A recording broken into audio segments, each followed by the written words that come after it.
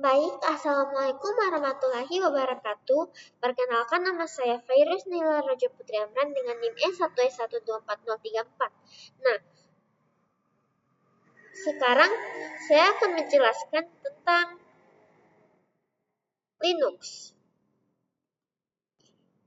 Mulai dari sini, yaitu memulai dengan dasar-dasar Linux. Nah,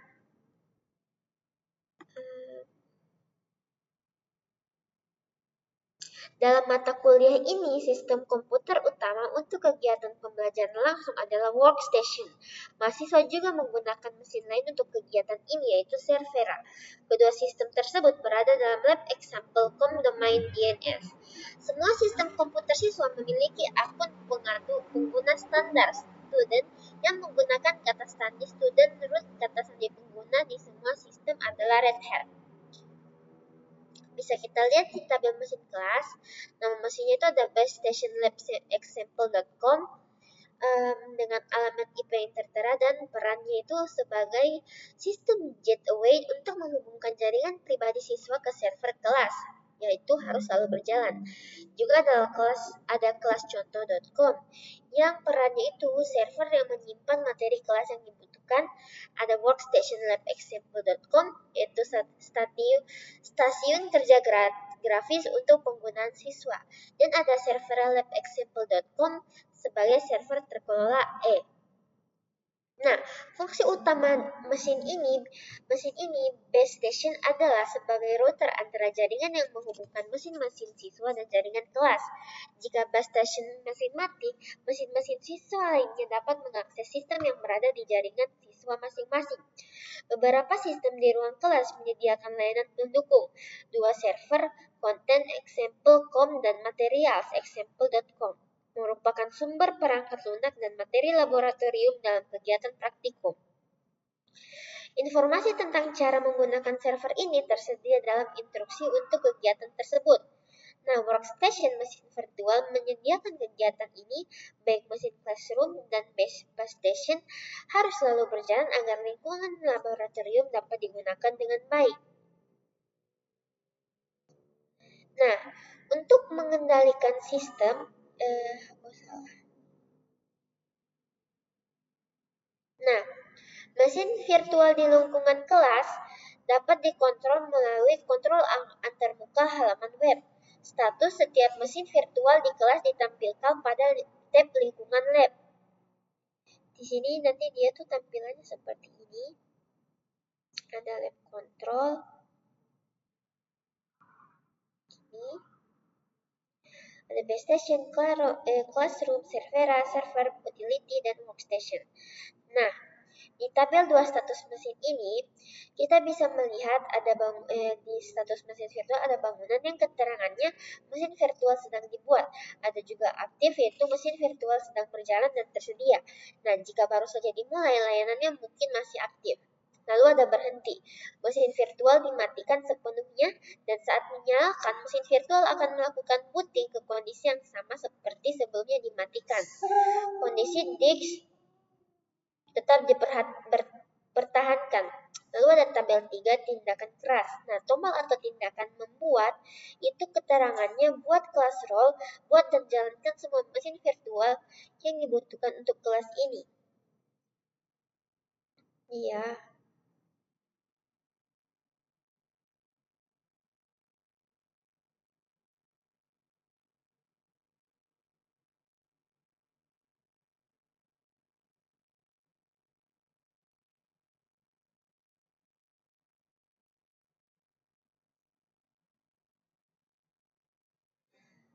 Lalu lanjut.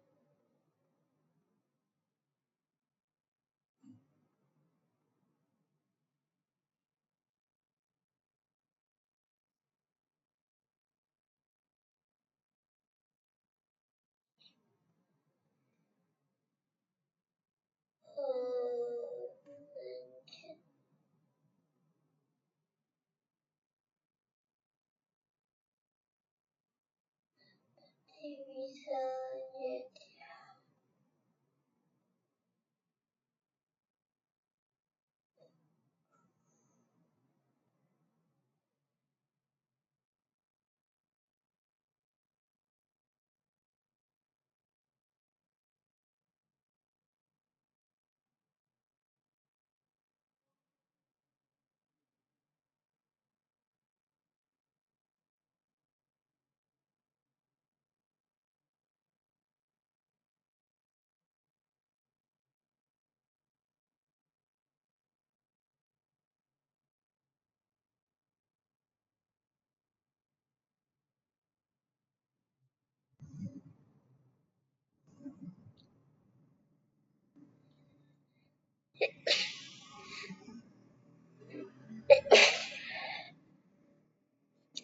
Nah, masuk ke bab 1 pengantar Linux.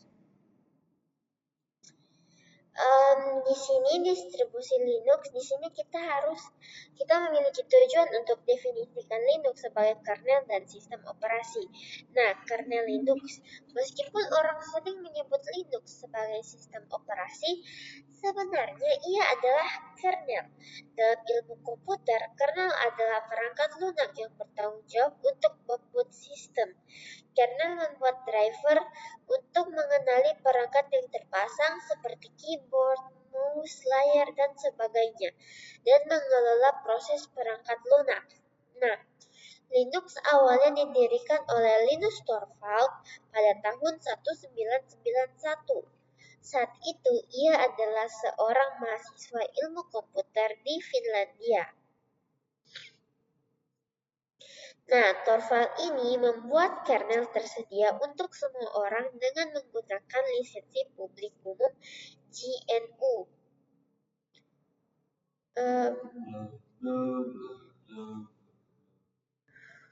Untuk melisensikan kode, model lisensi ini memastikan bahwa kode berlisensi dapat digunakan untuk tujuan apapun selama perubahan publik dikontribusikan kembali ke proyek. Nah, setelah Torvalds mengumumkan proyek tersebut kepada pengembang lain di internet, para programmer dari seluruh dunia menyumbangkan kode ke kernel Linux. Di antara kontributor awal tersebut adalah Red Hat, yang telah berkontribusi pada pengembangan sistem operasi Linux sejak 1993. Nah, pada tahun 1998, Christine Peterson menciptakan istilah sumber terbuka untuk mendeskripsikan kode yang dibuat secara kolaboratif dan dibagikan secara bebas. Nah, Linux mendapatkan popularitas di kalangan pengembang karena semua kodenya tersedia untuk dipelajari, dimodifikasi, dan dibagikan. Linux diadopsi oleh administrator sistem di seluruh dunia.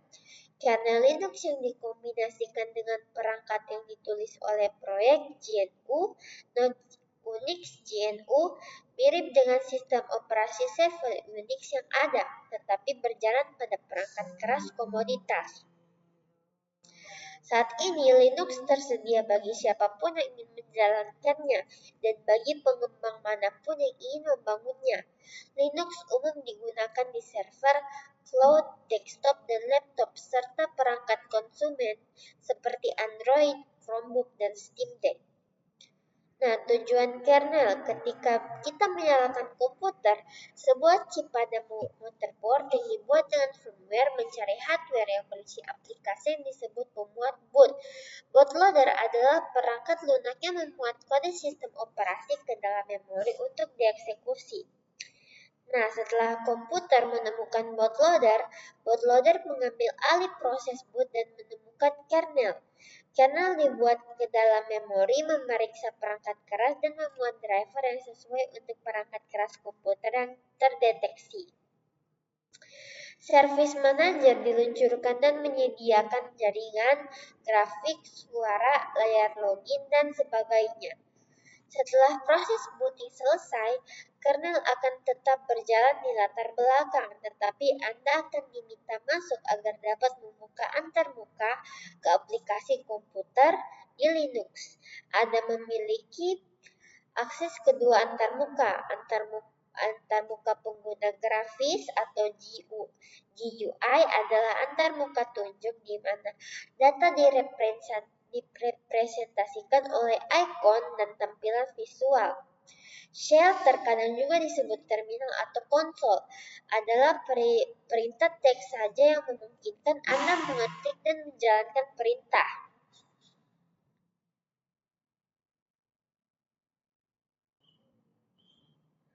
Tujuan umum distribusi Linux.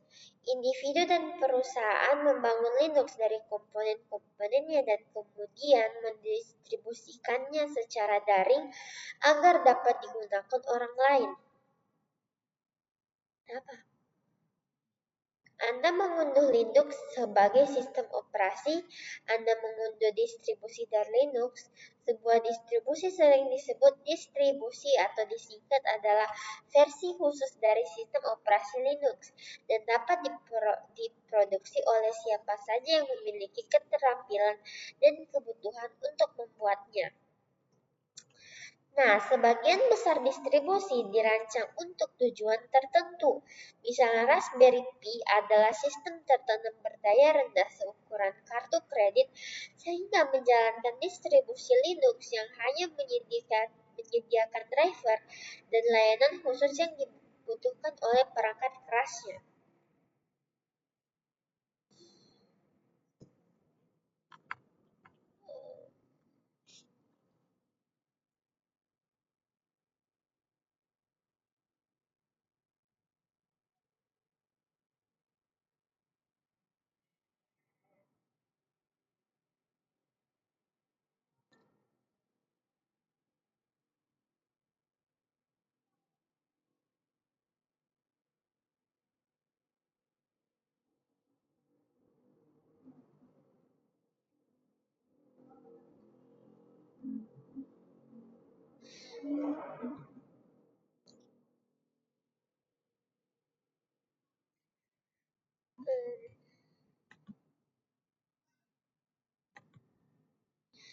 Baru 9 menit.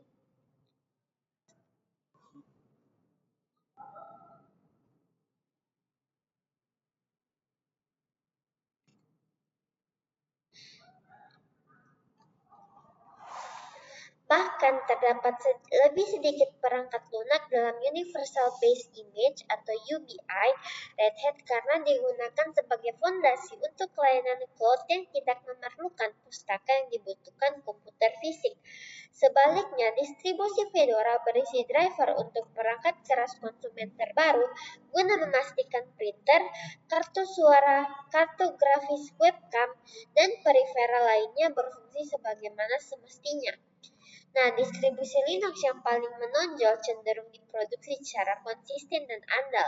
Beberapa distribusi didukung oleh perusahaan seperti Red Hat, sementara yang lainnya merupakan upaya sukarela. Distribusi Linux yang populer mencakup proyek-proyek berikut.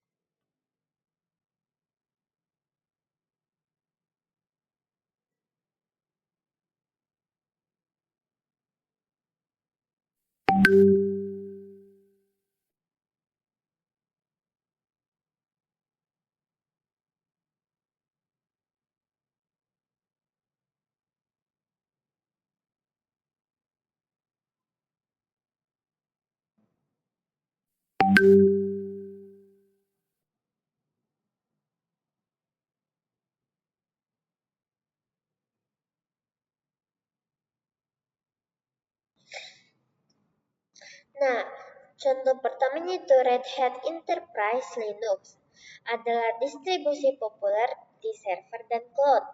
RHL berfokus pada stabilitas dan dukungan jangka panjang dan dikembangkan oleh Red Hat.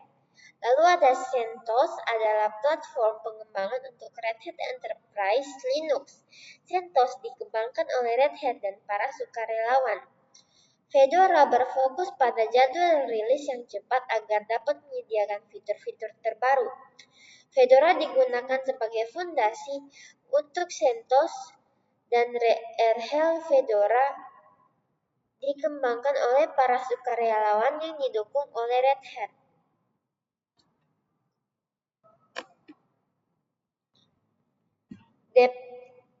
Debian adalah proyek sukarela yang berfokus pada stabilitas dan dukungan jangka panjang. Ada banyak distribusi turunan Debian.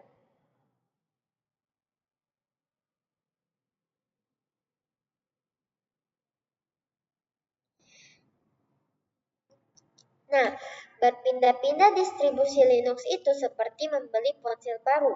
Konsep dasarnya memang berbeda, tetapi Anda perlu mempelajari aplikasi mana yang harus digunakan untuk memasang aplikasi, letak tombol untuk bergabung ke jaringan, cara mengubah pengaturan tertentu, atau cara keluar dari sistem.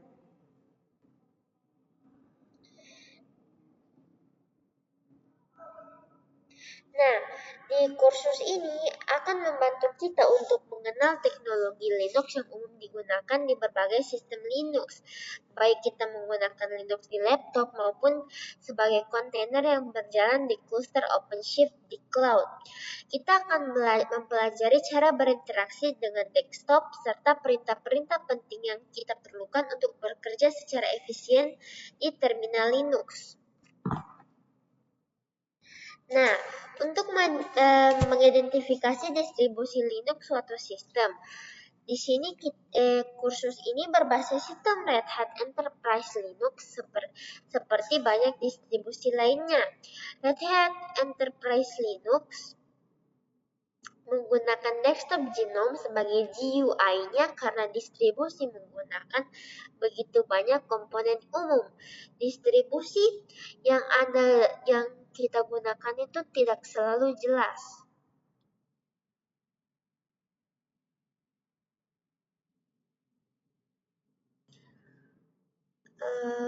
Dan next.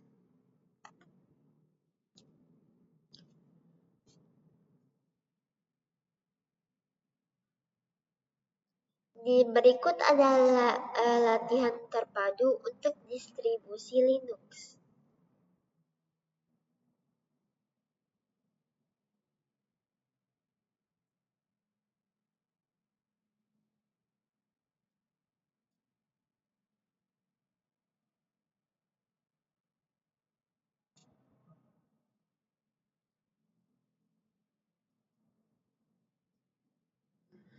Lalu ada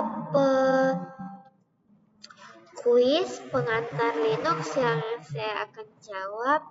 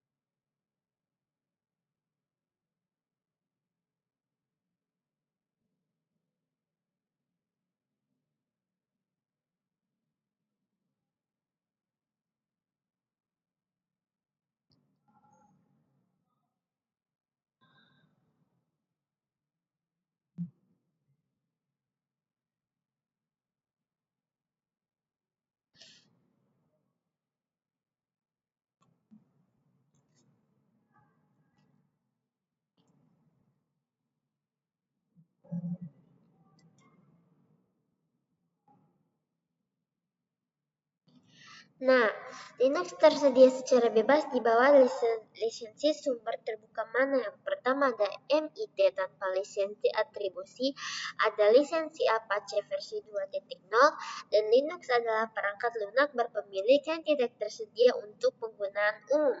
Juga ada lisensi publik umum GNU atau GPL. Nah, Linux itu bukan perangkat lunak berbayar atau tertutup, melainkan open source, artinya kode sumbernya boleh dilihat, dipelajari, diubah, dan dibagikan ulang oleh siapa saja. Nah, Linux itu dirilis di bawah GNU, yaitu ini. GNU atau General Public License. Kita temukan solusi apa bisa. Nah, dengan lisensi GPL, kode Linux bisa dipakai secara gratis, boleh dimodif sesuai kebutuhan. Tapi kalau misalnya kita mau modif dan bagi ulang, kita harus tetap open source juga dan cocok untuk pengembangan bersama. Lalu soal kedua,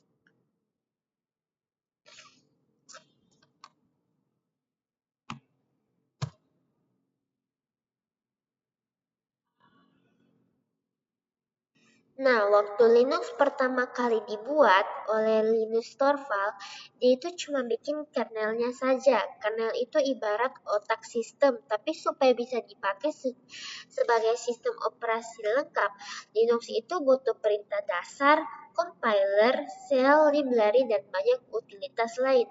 Nah, semua itu disediakan oleh proyek GNU.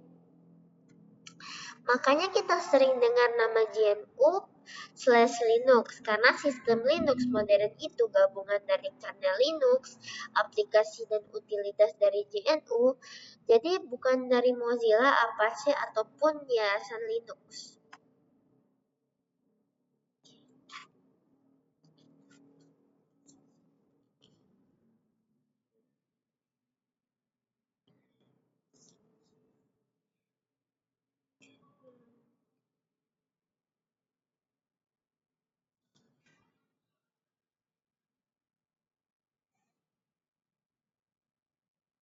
Kayaknya salah deh. Salah, Cok. Salah, weh. Harus ulang ini. Weh, tolong saya. Ada dua layarku. Astaga. Tolong, ada 3 layarku.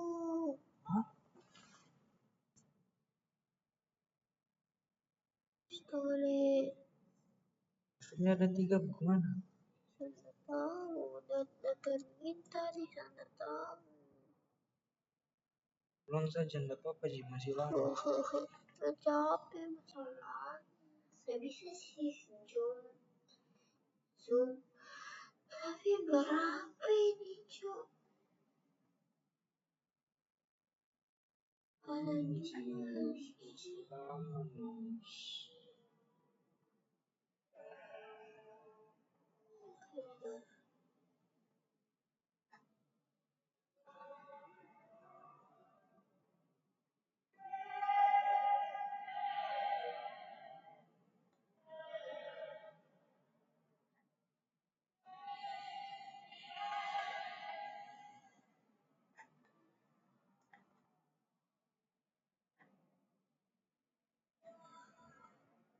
bisa gini sih?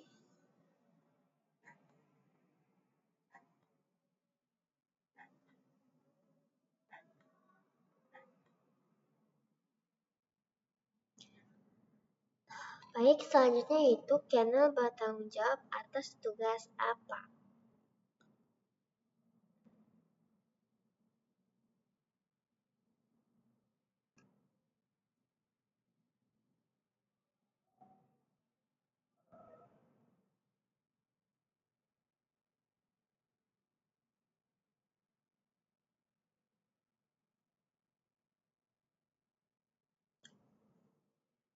Sini ada beberapa pilihan, yaitu memuat driver untuk perangkat yang terpasang, memuat file dynamic link library, menginstal paket yang hilang, dan menafsirkan script Python.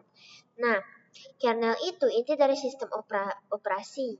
Berarti dia mengatur hubungan antara hardware dan software. Tugas utamanya itu termaksud mengatur driver perangkat, lalu mengatur memori, CPU, dan proses, mengatur komunikasi hardware, dan menjembatani program aplikasi ke perangkat keras. Jadi yang paling tepat adalah memuat driver. Lalu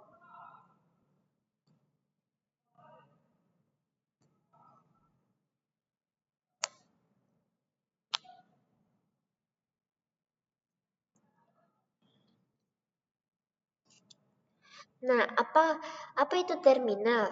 Nah, terminal itu aplikasi atau jendela tempat yang kita bisa mengetik perintah teks untuk mengkomando komputer. Nah, daripada klik-klik pakai mouse, kita bisa di terminal menggunakan command line, yaitu berarti B. Nah, apakah fungsinya?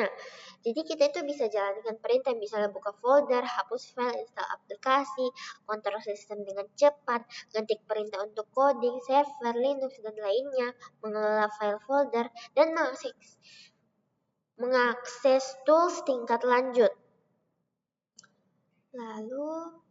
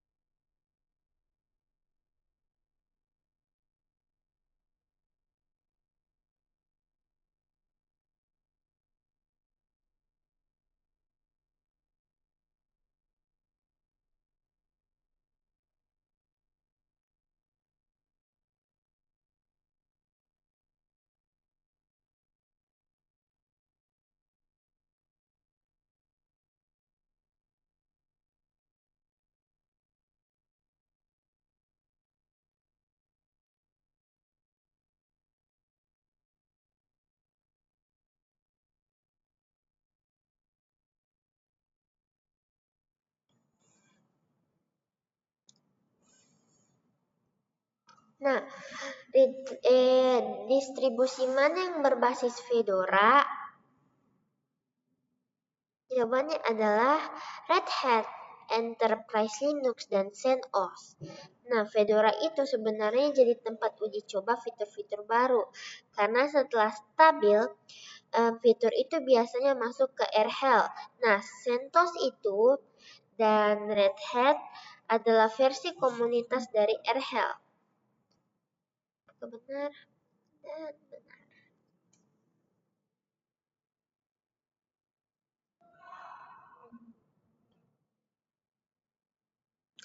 Nah, masuk ke ringkasan, Linux itu adalah proyek sumber terbuka yang berarti kodenya tersedia untuk dipelajari, dimodifikasi, dan dibagikan.